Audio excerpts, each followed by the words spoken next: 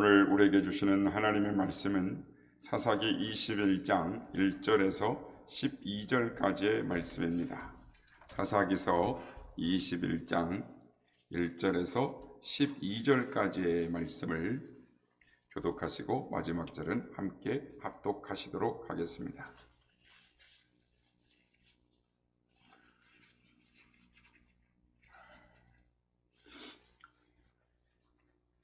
이스라엘 사람들이 미스바에서 맹세하여 이르기를 우리 중에 누구든지 딸을 베냐민 사람에게 아내로 주지 아니하리라 하였더라.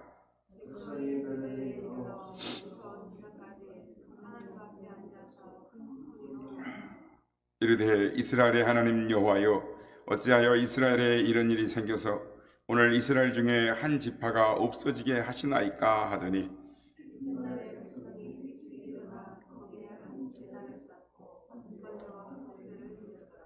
이스라엘 자손이 이르되 이스라엘 온 지파 중에 총회와 함께하여 여호와 앞에 올라오지 아니한 자가 누구냐 하니 이는 그들이 크게 맹세하기를 미스바에 와서 여호와 앞에 이르지 아니하는 자는 반드시 죽일 것이라 하였습니다.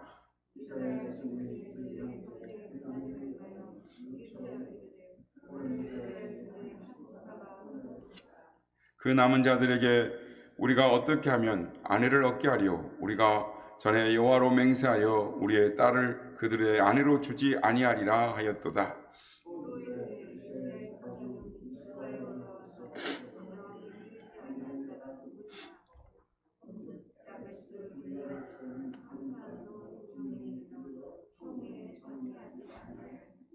백성을 계수할 때 야베스 길랏 주민이 하나도 거기 없음을 보았습니다.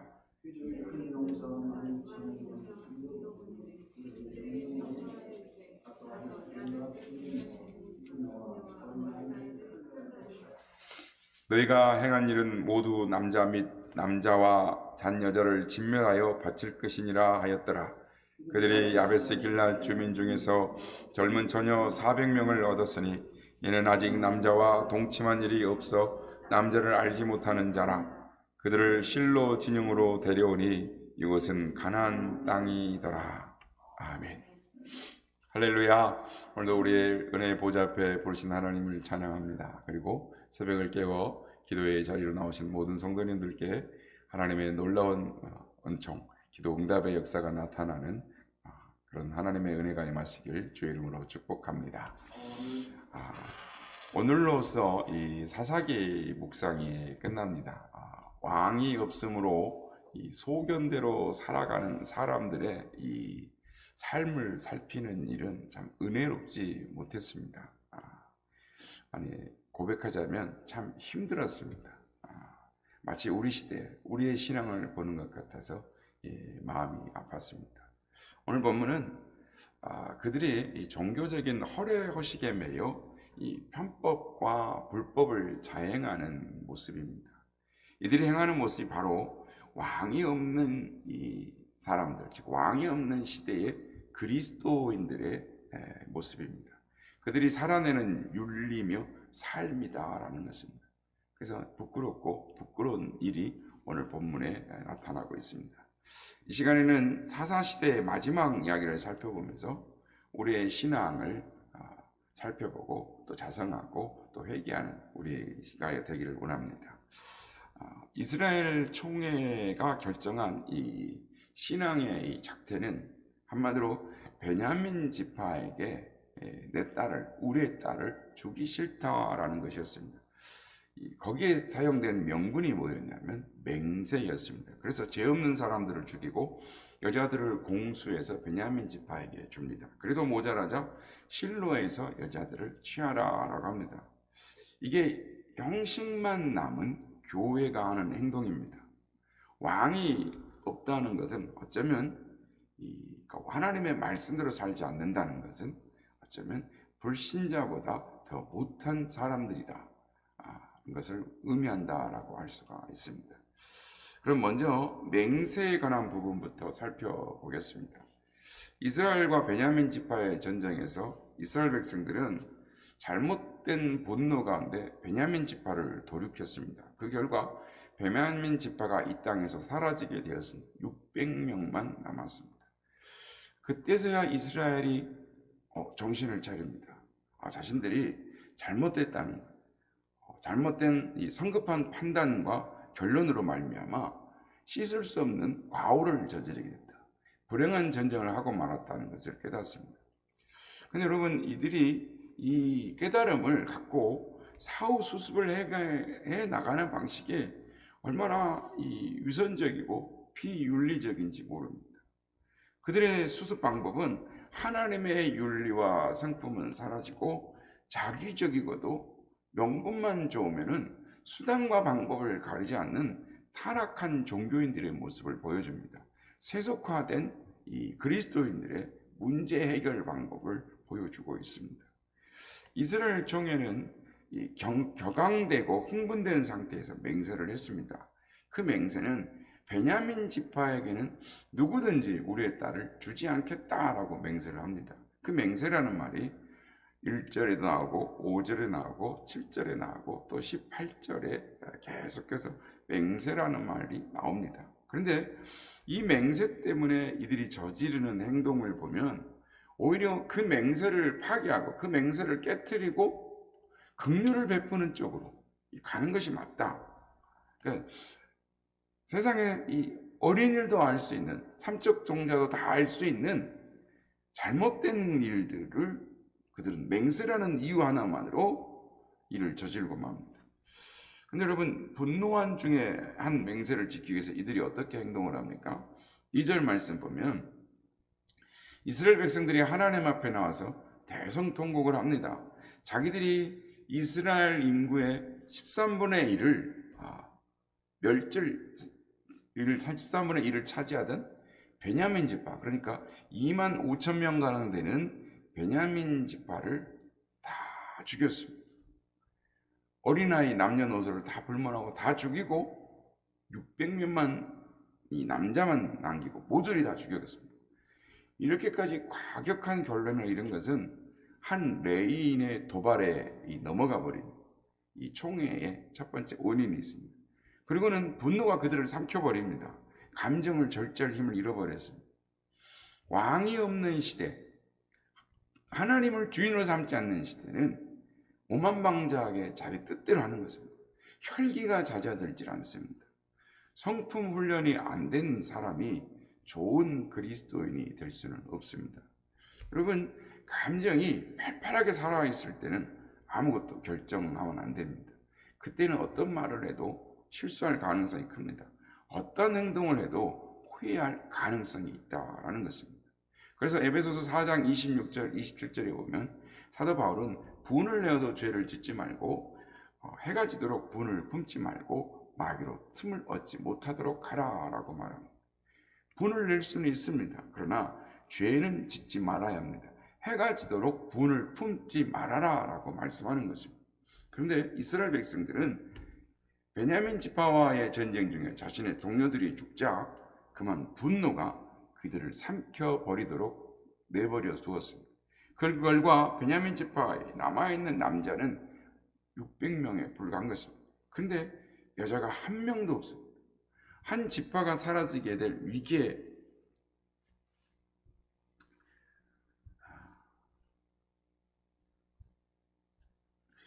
처하게 되자 이 600명의 남자를 통해서 이 아이를 낳아야 되고 후손을 낳아서 이 베냐민 지파가 유지되어져야 하는데 여자를 다 죽여버렸으니, 아니 아이들까지 다 죽여버렸으니 기가 막힌 일인 것입니다. 그런데 이들이 딜레마에 빠진 것이 무엇입니까? 자신들은 하나님 앞에서 베냐민 지파에게 딸을 주지 않겠다고 맹세를 했다라는 것입니다. 그래서 그 맹세를 지켜야 한다라는 것입니다. 맞습니다. 맹세한 것은 반드시 지키는 것이 옳습니다. 그런데 그 맹세를 지키기 위해서 또 다른 죄를 거듭해서 짓고 있다면 그 맹세는 뭔가 문제가 있는 것입니다.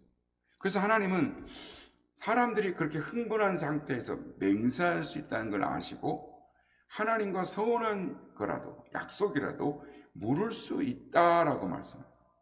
레위기 27장에 보면 의외로 물으려면, 하나님과 서운한 것을 물으려면 말씀이 계속 반복되면서 경솔한 소원에 대해 배상을 하긴 해야지만 물을 수 있다라고 말씀합니다.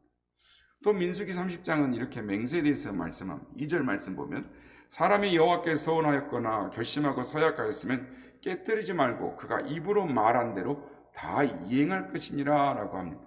그러나 3절에서 16절까지의 내용을 보면 하나님 앞에서의 맹세라도 지키지 않아도 되는 경우를 말씀합니다.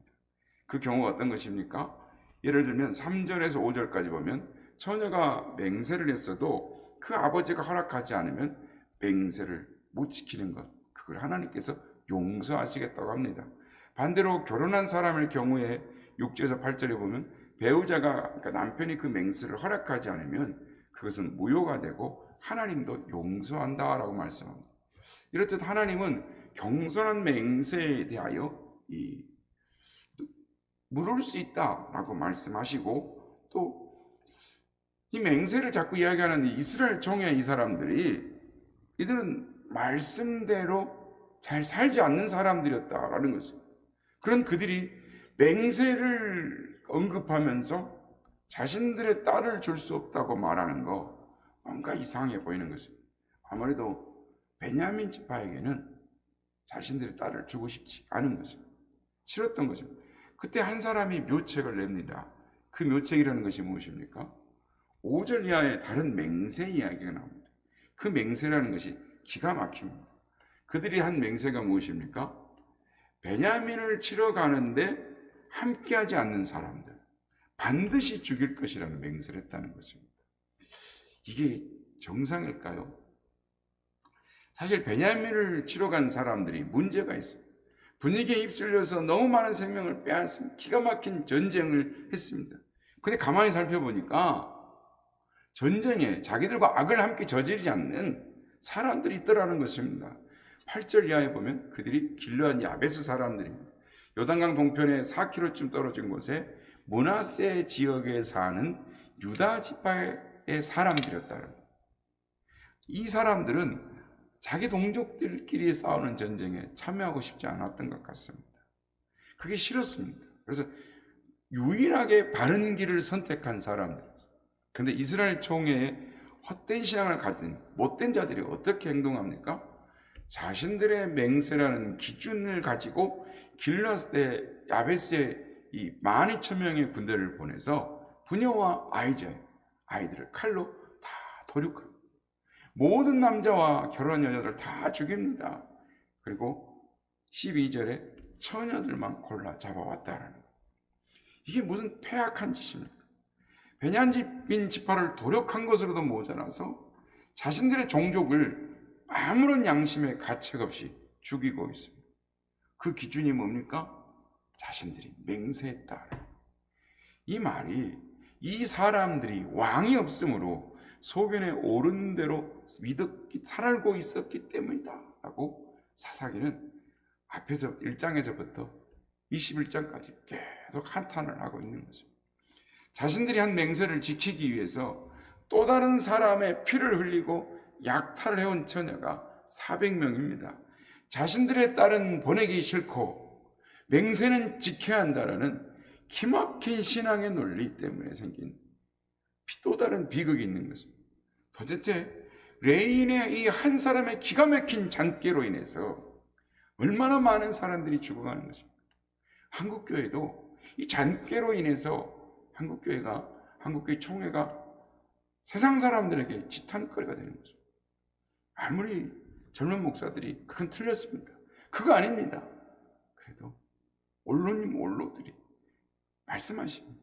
한국교회를 이끌은 어른들이 말씀하십니다. 따라야 되지 않겠느냐? 이스라엘 총회는 그렇게 잡아온 길르앗 야베스 처녀들을 400명의 베냐민 남자들에게 아내로 줍니다. 이게 그들이 맹세를 지키는 방법이었어요. 과연 이런 방법으로 이 맹세를 지키는 것 하나님이 원하셨겠습니까? 사실 이들은 자신의 딸들을 베냐민 지파에게 주기 싫어서 억지 맹세를 운운하고 있는 것에 불과한 것입니다. 그야말로 허영에 가득한 형식주의인 것, 신앙인 것입니다. 이게 왕이 없는 시대의 윤리라는 것입니다. 힘의 논리가 기승을 부리고 정당한 믿음과 기독교 원리는 사라져버리고 허영이 가득한 외식들이 난무하는 시대가 됐습니다. 이 결정이 총회가 하나님 앞에 나와서 번제와 화목제를 드리며 결정한 사항이다라는 것입니다. 그런데 여러분, 괜한 길르앗 야벳 사람들을 맹세를 운운하면서 이 베냐민 사람들을 위한 이 희생물로 사용해서도 아직도 200명이 남아있었어요. 남아있는 베냐민 지파의 남자가 600명인데 길르앗 야벳에서 400명을 약탈했지만 아직도 200명의 남자가 남아있어요. 여자가 부족한 거예요. 여전히 자신들의 딸들을 주는 것은 맹세 때문에 할 수 없지만 처음부터 아니 그렇게 하기 싫었어요. 그래서 또 어떤 사람이 잔꾀를 냅니다. 하나님의 사람들이 편법과 불법을 일삼으면서 하나님의 은혜를 운운하는 기가 막힌 사회라는 것입니다. 19절 말씀 우리가 읽지는 않았지만 19절 보십시오. 또 이르되 보라 베델 북쪽 르보나 남쪽 베델에서 세겜으로 올라가는 큰 길 동쪽 실로에 매년 여호와의 명절이 있도다 하고, 여호와의 절기란 말은 이스라엘의 3대 명절 유월절, 맥주절, 초막절을 가리킵니다. 그런데 왜 실로입니까? 그 이유는 실로의 성막이 있기 때문입니다. 이스라엘 사람들이 실로로 이 3대 명절을 지키러 올라가기 때문입니다. 그런데 이스라엘 총회가 내어놓은 잔꾀라는 것이 기가 막힙니다. 절기로 지키러 오는 사람들의 길목에 매복해서, 베냐민 사람들이 매복해서 절기에 참여하러 올라오 신실한 하나님을 경배하는 순진무구한 그 사람들, 지방에서 올라온 여자들을 춤출 때 달려들어서 유기하라는 것입니다. 이 방법을 누가 가르쳐 줍니까? 이스라엘 총회가 가르쳐 줄 거예요. 그러면서 자신들이 뒤를 봐주겠다라는 겁니다. 이렇게까지 하면서 자신들의 헛된 맹세를 지키려고 하는, 명분을 지키려고 하는, 이게 무슨 궤변입니까? 자신들의 헛된 맹세를 지키기 위해서 다른 사람들의 인생을 더 장잡히고 약탈과 심지어는 죄 없는 길르앗 야벳 사람들을 도륙하기까지 하면서 자신들은 고상한 척 신앙을 지키겠다라는 것입니다. 하나님께 예배하러 올라온 처녀들을 납치해서 아내 삼는 기가 막힌 발상이 도대체 어떻게 나왔을까요? 하나님을 하나님으로 여긴다면 이런 행동을 할 수가 있겠습니까? 그러기에 이들에게는 왕이 없었습니다. 그냥 신앙의 명분과 허례의식만 남아 있는 것입니다. 여러분, 유창하게 기도하고 예배에 빠지지 않는다는 것이 곧 좋은 믿음을 의미하는 것이 아닙니다. 정당한 윤리가 없다면, 성도로서 합당한 삶의 열매가 없고 성품이 세상을 닮아 있다면 그는 이미 그리스도인이 아닌 것입니다.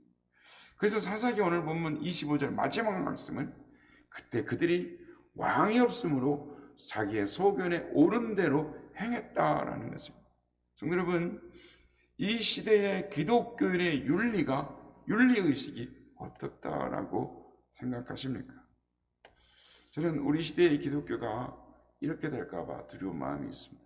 예수는 없고 성령님이 없고 인간의 명분만 있는, 허례의식만 있는, 왕이 없어 소견대로 옳은 대로 살아가는, 자기들 오견대로 살아가는 그런 사람들이 모인 한국교회가 될까봐 두렵습니다.